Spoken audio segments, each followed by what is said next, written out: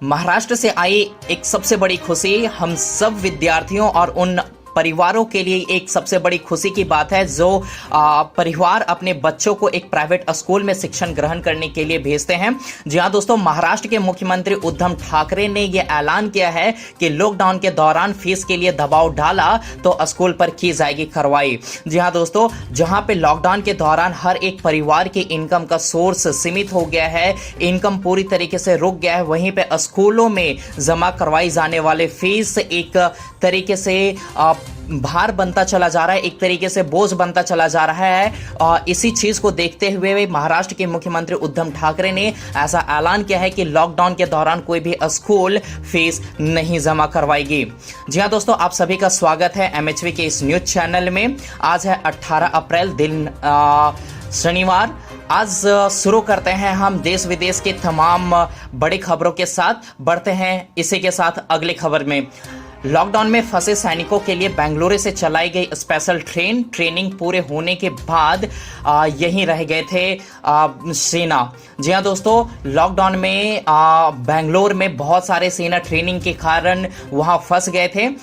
Corona के प्रकोप के कारण लागू लॉकडाउन के बीच भारतीय रेलवे ने देश की उत्तरी और पूर्वी सीमाओं पर तैनात सैनिकों की जरूरतों को ध्यान रखते हुए 2 विशेष ट्रेन चलाई हैं। सैन्य उद्देश्य से ये दोनों ट्रेन बेंगलुरु से चलाई गई हैं। भारतीय सेना के करीब 950 जवानों को लेकर के एक विशेष ट्रेन आज बेंगलुरु से रवाना हो चुकी है और यह 20 अप्रैल को जम्मू पहुंचेंगी।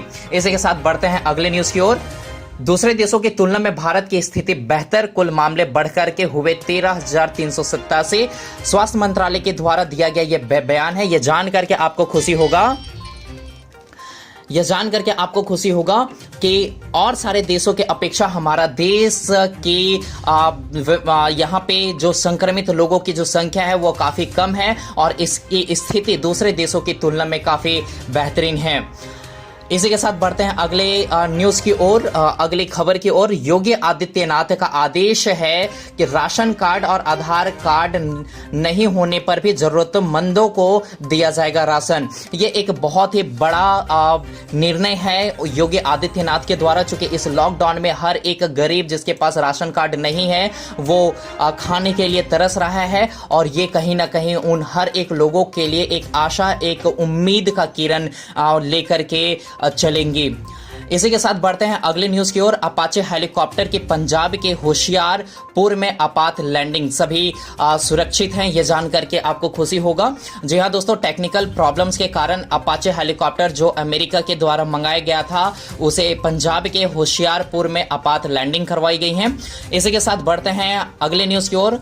कोरोना वायरस से निपटने के लिए हम दुनिया को भेज रहे हैं दवाइयां, पाकिस्तान कश्मीर में भेज रहा है आतंकी। यह सुन करके आपको बहुत दुख होगा, जहां एक और भारत हर एक देशों को कोरोना से लड़ने के लिए दवाइयां, मेडिसिन भेज रहा है, वहीं पे पाकिस्तान कश्मीर में हर एक रोज अपना आतंकी भेज करके और हम भारतीयों को परेशान कर रहा है। पाकिस्तान के इस नाजुक मौके पर भी बाज आता नहीं दिख रहा है। पाकिस्तान की ओर से लगातार दूसरे दिन सीमा से सटे इलाकों में गोलीबारी की गई है। प्राप्त जानकारी के अनुसार से पाकिस्तान की ओर से जम्मू कश्मीर के पुंछ जिले में शुक्रवार सुबह से गोलीबारी शुरू हो गई है। भारतीय सेना में भी पाकिस्तान की ओर से की गई इस उकसाने वाली हरकत का मुंह तोड़ जवाब दिया है। हमें गर्व है अपने देश पे, जो देश हर एक देशों के लिए, हर एक दूसरे देश के लिए मर मिटने को तैयार होता है, वहीं पाकिस्तान जैसे नजाकत वाली देश अपने कारनामों से कभी बाज नहीं आता। इसी के साथ आपको ले चलते हैं बड़े अगली खबर के साथ। कोरोना वायरस की जांच को लेकर के आक्रामक रुख अपनाता तो आज भारत बेहतर स्थिति में होता, ऐसा टीएस सिंहदेव ने कहा है। हालांकि इस तरीके की राजनीति मुझे तो बिल्कुल पसंद नहीं आता। मुझे नहीं पता आपको क्या लगता है इस चीज के बारे में। इन्हें लगता है कि ये अभी से बेहतर परिस्थितियां ला सकते थे। हालांकि ये टीएस सिंहदेव के द्वारा कहा गया है। हम इसी के साथ बढ़ते हैं अगले न्यूज की ओर। अर्थव्यवस्था को बचाने में आरबीआई के नए ऐलान से सरकार को मिलेगा समर्थन, और इस चीज को जान करके हमारे प्रधानमंत्री पीएम मोदी ने आरबीआई के कदमों की है सराहना। बताए छोटे उद्योगों, एमएसएमई, किसानों और गरीबों के लिए होगा ये मददगार साबित। जी हाँ दोस्तों, इसी के साथ हम बढ़ते हैं अगले न्यूज की ओर। दिल्ली पुलिस ने लॉकडाउन के उल्लंघन के आरोप में 190 से ज्यादा मामले दर्ज किए हैं।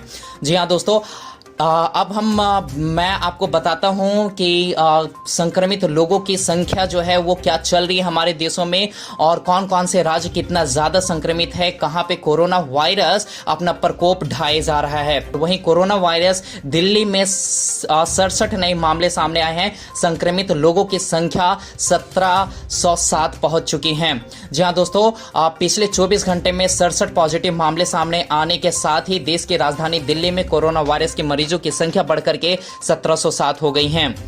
वहीं मुंबई में बात करें तो मुंबई में कोरोना वायरस के 77 और मामले सामने आए और कुल मामलों की संख्या 2120 पहुंच चुकी है। वहीं हम बात करें तो 4 हफ्ते तक प्रोहिबिटेड एरिया से कोई भी केस नहीं आने पर अभियान सीमित किया जाएगा। ये सरकार के द्वारा किया गया ऐलान है। इसी के साथ हम बढ़ते हैं अगले न्यूज की ओर। टोंक में पुलिस दल पर हमला, 3 पुलिस कर्मी घायल और 7 आरोपी किए गए हैं गिरफ्तार। ये टोंक राजस्थान के एक शहर है। राजस्थान के टोंक शहर में कोरोना वायरस संक्रमण के खिलाफ अभियान में लगे एक पुलिस दल पर कुछ लोगों ने हमला कर दिया। इसमें 3 पुलिस वाले घायल हो गए हैं। अधिकारियों ने शुक्रवार को यह जानकारी दी है। उप मुख्यमंत्री और टोंक से विधायक सचिन पायलट ने घटना की निंदा करते हुए कहा है कि दोषियों के खिलाफ कड़ी कार्रवाई की जाएगी। जी हाँ दोस्तों, इसी के साथ हम बढ़ते हैं। उत्तर प्रदेश से सामने आए हैं 846 मामले, अब तक 13 लोगों की हो चुकी है मौत। और हरियाणा में कोरोना वायरस के मामले बढ़कर के 221 हुए, 9 सबसे ज्यादा हुए हैं प्रभावित। वहीं कर्नाटका में कोरोना वायरस के 38 नए मामले सामने आए और संक्रमितों की संख्या 353 पहुंच चुकी है। दिल्ली सरकार ने घर घर सर्वेक्षण के लिए अधिकारियों को असेस कोरोना ऐप का उपयोग करने को कहा है। बेसिकली ये ऐप जो है, ऐप की मदद से एकत्र किए गए आंकड़ों को तत्काल सर्वर पर अपलोड किया जा सकता है और तुरंत विश्लेषण किया जा सकता है। इससे नियंत्रण केंद्रों को संबंधित क्षेत्र में एम्बुलेंस और अन्य चिकित्सा उपकरणों तथा कर्मियों की जरूरत पर त्वरित निर्णय लेने में मदद मिलेगी। जल्दी फैसला होने से कई लोगों की जान बचाई जा सकती है और यह पहल इसीलिए किया गया है। वहीं हम बात करते हैं अगले न्यूज की ओर। तो बबीता फोगाट जो एक पहलवान है ने वीडियो जारी करके कहा, जमातियों को लेकर किए गए ट्वीट पर हूं मैं कायम। कोरोना वायरस को लेकर के पिछले दिनों जमातियों पर किए गए विवादित ट्वीट के बाद पहलवान और भाजपा नेता बबीता फोगाट ने एक वीडियो जारी कर कहा कि अब भी ट्वीट में कही गई अपने बात पर हूं मैं कायम। वहीं हम बढ़ते हैं अगले न्यूज की ओर। छत्तीसगढ़ के स्वास्थ्य मंत्री बोले, अब राज्य में होगी फुल टेस्टिंग। भारत के अन्य देशों के मुकाबले कोरोना के ज्यादा मरीज हो रहे हैं ठीक, संक्रमण में आई कमी। स्वास्थ्य मंत्रालय के द्वारा दिया गया है ये बयान, और यह जानकर के आपको काफी खुशी महसूस होगी कि दूसरे देशों के मुकाबले हमारे देश में मरीज ज्यादा संख्या और ज्यादा तेजी से हो रहे हैं ठीक। वहीं अगली न्यूज की ओर हम बढ़ते हैं। कृषि उपज को मंडी तक पहुंचाएगा किसान रथ, घर बैठे मंगा सकेंगे ट्रक, ट्रैक्टर और कृषि मशीनरी। अगले न्यूज की ओर बढ़ते हैं। तेलंगाना की तर्ज पर बुजुर्गों का पूरे देश में रखा जाएगा ख्याल, मिलेगी बहुत सारी सुविधाएं। महामारी की मार खा रहे सब्जी किसानों व मत्स्य पालकों की मदद को सरकारी संघों ने बढ़ाए हाथ। अगले न्यूज की ओर बढ़ते हैं हम। थल सेना प्रमुख नरवाने बोले, हम दुनिया को दवाएं और डॉक्टर भेज रहे हैं और पाकिस्तान हमें आतंकी भेज रहा है। अगले न्यूज की ओर बढ़ते हैं। आईटी और बीटी कंपनियों को कर्मचारियों को नौकरी से निकालने की जगह अन्य विकल्प अपनाने के लिए कहा गया है। संशोधित आंकड़ों के बाद चीन में कोरोना महामारी से 4632 की मौत। चीन ने कहा महामारी को नहीं छिपाया। जी हाँ दोस्तों, इसी के साथ हम बढ़ते हैं अब वैश्विक न्यूज की ओर, जहां से चीन से आया ये खबर है कि कोरोना महामारी से वहां पे टोटल कुल संख्या जिनकी मौत हो चुकी है वो 4632 हैं। और उसी के साथ हम बढ़ते हैं। बांग्लादेश जोखिम भरा क्षेत्र घोषित कर दिया जा चुका है। मॉस्को में अलर्ट कर दिया जा चुका है। दुनिया भर में अब तक 1,43,400 744 लोगों की हो चुकी है मौत। वहीं T20 विश्व कप में 6 महीने बाकी, उचित समय पर लेगा अब फैसला, IEC के द्वारा कहा गया है। WHO ने किया आगाह, कोरोना को अगला केंद्र होगा अफ्रीका, 3 लाख लोगों की होगी मौत। शोधकर्ताओं ने दावा किया